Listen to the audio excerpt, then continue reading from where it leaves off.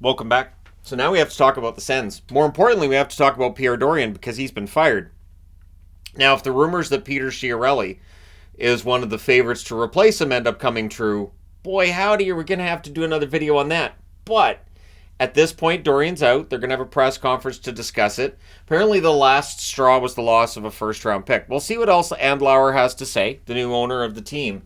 But remember, when a new owner takes over, he's going to want to bring guys in. And when Steve Staios comes in and some of the other guys are coming in and guys are leaving, if you're the general manager, you got to keep your nose clean. Don't give the new owner a reason to say, oh, all right, well, off you go then. And that's kind of what happens here, right? You give the new owner an excuse to decide you were the problem and make you the fall guy and then bring somebody else in. And again, if it ends up being Chiarelli, I can imagine the comment section when that takes place, or if that takes place. But either way, because Peter Chiarelli always draws a reaction. So the record under Dorion, 221 wins, 257 losses, and 59 losses in extra time, both via shootout as well as via overtime. But the reality is this is a team that was going through a rebuild for most of his time there, correct? Correct.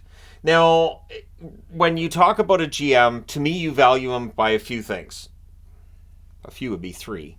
A couple is two. Anyways, so you look at his ability to sign players, and I think Dorion's done pretty well when it comes to signing. The problem is they're a cap team. They're right at the cap as expected, and that was something Eugene Melnyk mapped out. So it does feel like, you know, when Melnyk passes, that dream, that vision, that idea for the Senators kind of passes as well. And then for Dorion, he's left holding the bag with this team that's at the cap and still wasn't good enough to make the playoffs last season.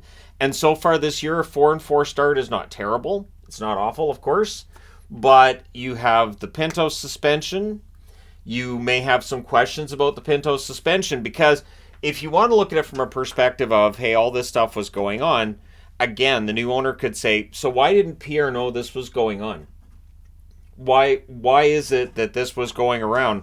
And the team didn't do anything to cut this off before it became a big suspension. So again, a new owner can step in and say, okay, that kid did this, and that was stupid.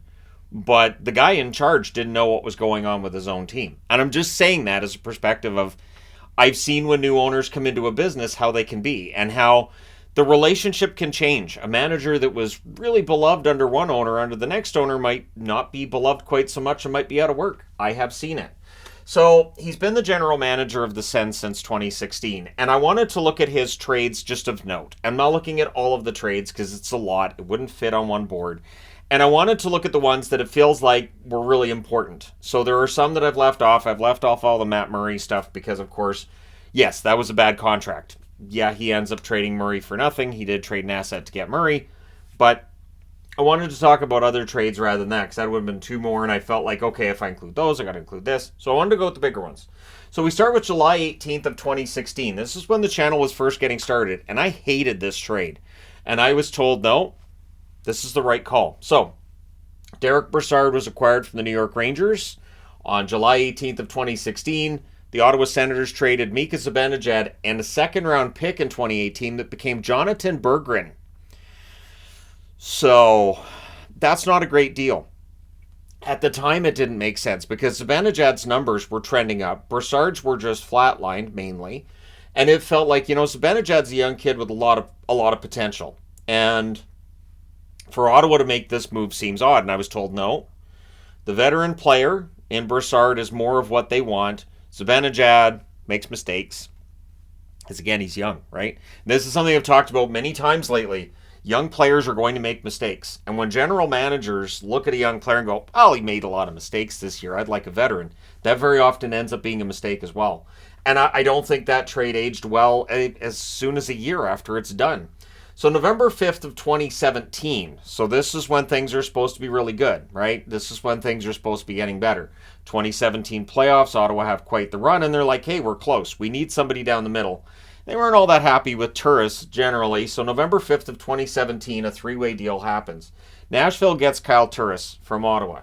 The Ottawa Senators get Matt Duchene from Colorado, and Colorado gets kind of a Brinks truck of fantasticness backed up to their door. Andrew Hammond, journeyman goaltender. Shane Bowers, who has yet to to make it to the National Hockey League level. A 2019 first-round draft pick, which Colorado used to draft Bowen Byram. He'd look good on the Ottawa blue line, wouldn't he? A 2019 third, Kamenev. Gerard's been a pretty good defenseman for them, hasn't he? Nashville didn't need Gerard. They had tons of depth on the blue line. Do I think Nashville would do this trade differently if they could go back in time and do it over again? I do. And then there's a 2018 second-round pick in there as well. So Colorado does really well, and I think that trade in part helps to set up a Colorado Stanley Cup. But I want to get into that because that's something when I was doing this research, I'm like, wait a minute. Pierre Dorion's had his hand on the last 4 Stanley Cups. Nicely done. So, or last 3 Stanley Cups. Let's be honest here. June 22nd of 2018, he trades a first-round pick to the New York Rangers, which the Rangers used to draft Keandre Miller, who would look good on the Ottawa blue line. And in exchange, he gets Jonathan Bernard Docker, or Jacob Bernard Docker, sorry, and Tyconic going to the Sens as well in that, a 2018 second-round pick.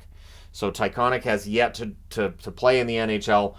Jacob Bernard Docker has had issues staying in the Ottawa lineup. I'm really hoping this run he's able to prove he belongs in the lineup. But Keandre Miller, Bowen Byram, these are players that absolutely Ottawa would love to have on the team. And this is where things can get short-sighted. This is why when people say, it's just a first-round pick, who cares? Or, well, we get an extra draft pick and they get it can be really, really, really dodgy when you're trading first-rounders. So September 13th of 2018, he made a trade that at the time was slagged by yours truly as well, that actually worked really, really well for the Ottawa Senators. So they traded Erik Karlsson to San Jose on September 13th of 2018, as well as Francis Perron, in exchange for Dylan DeMello, Chris Turney, Rudolph Balcers, and I hope, and I really hope at some point in time Balcers gets his way back to the NHL because I like saying Rudolph Balcers.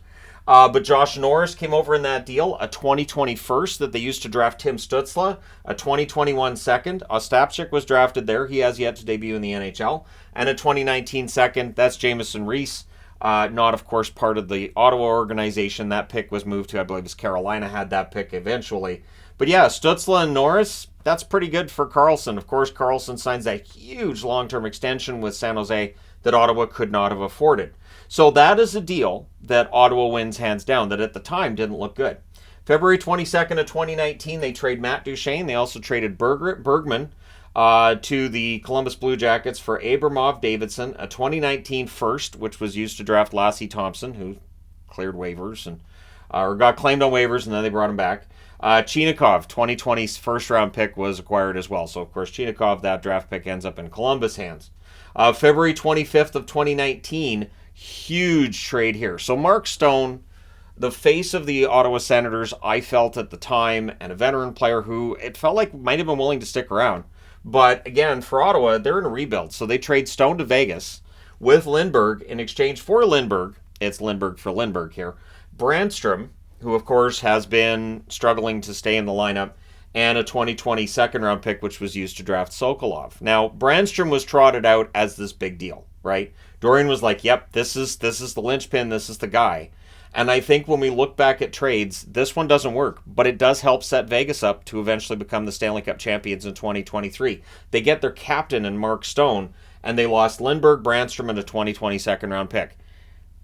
You make that trade every day, all day, like just that's the one that just kind of breaks my brain just a little bit, right? Now, is it Dorion's fault that Brandstrom doesn't reach his potential? No. However, when you look back at a trade and you say, yeah, that kind of sets up Vegas to become Stanley Cup champions 4 years later, it's a bitter pill. Now, February 24th of 2020, they trade Jean-Gabriel Pageau, who kind of wanted to stay in Ottawa too. Like, the funny thing with Ottawa is a lot of these guys were willing to stick around. They really weren't all that interested in a long rebuild. They might be willing to stick around. But Ottawa, we got to save money. And this is Eugene Melnyk, right? Save money, save money, save money. Trade him, trade him, trade him. They want too much money. So they traded Pageau. This trade works out pretty well. They get back a 2020 first, which they used to draft Ridley Gregg, a 2020 second, which is Hirvonen, who's been traded around a little bit before he finally settles, and a 2022 third-round pick. So I think that trade, not bad. Pageau has signed that long-term deal with the Islanders. It hasn't really worked out, I don't think, the way that the Islanders or Pageau would have wanted. And it's a contract that would be too expensive for the Sens right now, and I think Sens fans would rather have Ridley Gregg right now than have Pajot. So there's that. December 27th of 2020, he helped set up the Tampa Bay Lightning and create the meme that would live on until today, and it'll live on forever. He trades Gaborik and Anders Nilsson. Why would he trade them to Tampa? They're never going to play again. So they end up on LTIR for Tampa, and it's a pretty severe cap hit for both Gaborik and Nilsson. But what Ottawa acquires is Coburn, Paquette, and a 2022 second-round pick. So why would you do that? Well, see, Tampa Bay doesn't have cap space. By putting Gaborik and Nilsson on LTIR, as well as trading Coburn and Paquette to the Ottawa Senators, that means they've actually freed up money while taking on an extra cap hit because LTIR saved them. So they end up with that, what is it, $11 million over the cap, and that whole book. It starts with this trade. If Ottawa doesn't make this deal, Tampa Bay really does have a major cap problem in 2020 and 2021, but bailed out by the Ottawa Senators. And so, again, Gaborik and Nilsson did not play for Tampa, but it is part of that argument of, well, that team was $11 million over the cap. And a lot of that was Nilsson and Gaborik, really. July 28th of 2021, he trades Dodonov. Here's the trade that gets him fired eventually, but there's other reasons on this board to look at and go, maybe he should have been fired here. So Dodonov's traded for Holden. So Nick Holden goes to Ottawa from Vegas. And they also get a 2022 third-round pick. Now, that's Elias Pettersson II, the defenseman in the Vancouver Canucks organization. And that draft pick, of course, is traded by Ottawa to Vancouver for Travis Hamonic, who currently has, I think it's he had a $3 million cap hit at the time. And so, I think Canuck fans would look back at that and go, that's a pretty good deal for Vancouver, and that's because it's a pretty good deal for Vancouver. Pettersson, while it may confuse people if both Petterssons play for Vancouver, he's honestly been pretty good. And there is reason to believe that Pettersson at some point in time could end up on the Vancouver Canucks. Maybe they play together and then announcers have to come up with a nickname for one. I still think Gus, because we had two Greg Adams in Vancouver. One became Gus, one became Greg C. Adams. I think one of the Petterssons has to become Gus Pettersson. That's my theory. But thanks to Pierre Dorion for helping make that happen. March 20th of 2022, they trade Nick Paul to the Tampa Bay Lightning in exchange for Matthew Joseph and a 2024 fourth-round pick. Now, keep in mind that they wanted to sign Pinto before the suspension came down, right? But Joseph's contract was seen as kind of a hindrance to being able to sign Pinto and get him into the lineup. Now, of course, they don't have to worry about it now because, right? But Nick Paul has been fantastic for the Tampa Bay Lightning, and he wanted to stay in Ottawa as well. He was trying to negotiate an extension too. So one thing that's interesting to me with the Ottawa Senators is a lot of these veterans that get moved, it's because they wanted to get paid and the Sens said no.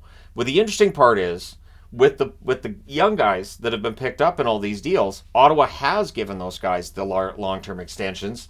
So they traded out the previous generation of Sens, and now they're doubling down on the current generation, and the GM that inherits this team then has to decide whether or not he has the same faith in this next generation of Sens or if a change needs to be made.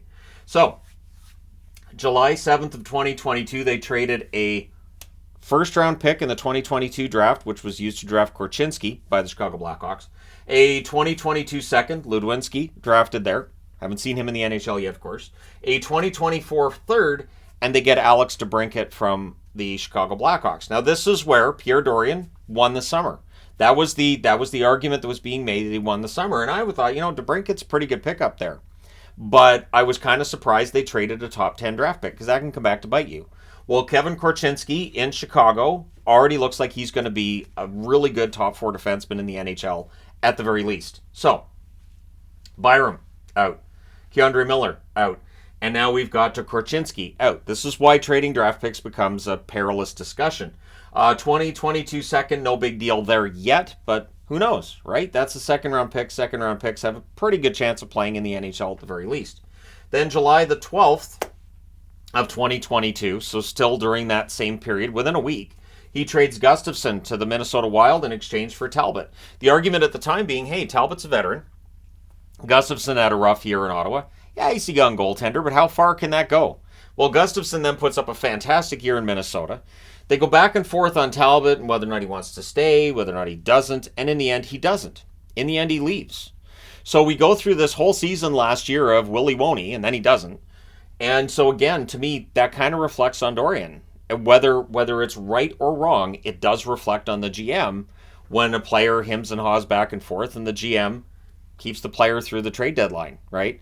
So you end up not getting back for a player what you'd like, and you watch as Gustafsson goes to Minnesota and really blossoms into, I would say, one of the top 15 starters in the league. I think Gustafsson's fantastic. But again, this is that, well, he had a bad year. So we trade him, we bring in a veteran, that makes sense. But you're trading young players. And it's a move you make when you're on the verge of, being a good playoff team. And I think we overestimated, and I think Dorion overestimated where the Sens were at. So the rebuild's over talk was probably premature. So after the Talbot trade, we go all the way to March the 1st of 2023. They traded a lot for Chychrun. Now, Chychrun is a fantastic defenseman on that blue line. But again, you may not have had to trade for Chychrun if you had, say, Keandre Miller, if you had Bowen Byram, if you'd gotten Gerard from Nashville, maybe you don't need to trade for Chychrun. So they traded a 2023 first, which was used by Arizona to draft Boot, who is seen as being a NHL defenseman in the future. 2024 second and a 2026 second. So again, it's trading out draft picks, and this is where I think it's fine when I watch a team get better and they're a playoff team and then they start trading draft picks. I get nervous when a team is not a playoff team and they're trading draft picks. That makes me nervous. I kind of get it. Like it was him at the deadline saying, I believe in this team. They were close to the playoffs, but in the end they didn't make the playoffs. So that made it a pretty decent draft pick in a really deep 2023 draft for the Arizona Coyotes, and they get 2 in the first 2 rounds, and they've got a second round pick in 2026, which, coming back to today, means that if the Sens say, well, we'll just sacrifice the 2026 first round pick as, compensation to the NHL, now they wouldn't have a first or a second round pick of their own in 2026. So that's not optimal. Again, it's not optimal to not have draft picks on a team that has not really officially come out of the rebuild yet. July the 9th of 2023, so just this past summer, trades Alex DeBrincat. And this is the trade which I think is part of the reason why we're here today. I do. DeBrincat's had a ridiculously good start with Detroit, and going the other way to Ottawa, Kubalik, Sebrango, a 2024 first-round pick, and a 2024 fourth. So it's a first-round pick, but Detroit gets to choose it. I'm pretty sure it's Detroit or Boston's first-round pick that they're going to get. So odds are it's not going to be a high draft pick. It's a first-rounder. But when you see how well things are going for DeBrincat, and then you look at Kubalik, who is struggling to find his footing in Ottawa, Sebrango is considered basically a depth prospect at this point, another defenseman. And sure, maybe Sebrango ends up being an NHL defenseman, but is he going to be Byram? No. Is he going to be Gerard? No. And again, I understand Gerard went from Nashville to Colorado. I'm not saying anything else about that. But it's just interesting to see all these, top-notch defensemen who have been drafted by teams that got those draft picks from Ottawa. And to look at these veterans that left, and at the time, the Karlsson deal is a home run for Ottawa. But the other deals are at the very least ones that we can discuss. The Pajot deal's not bad. The Stone deal was terrible. The Duchesne deal, again, it's a rental at the deadline. But did they get enough back? There's your question mark. So I think there were reasons to move on from Dorion beyond today. Today was just sort of, all right, there it is. And again, for Michael Landauer, he may have been looking for a reason to make a change. He may have looked at this team and said, the guy's been here about 8 years, he's got to go. So when we look at what he did right, Dorion, he has locked up his young players on long-term contracts. Stützle is signed till 2031. Tkachuk is signed till 2028.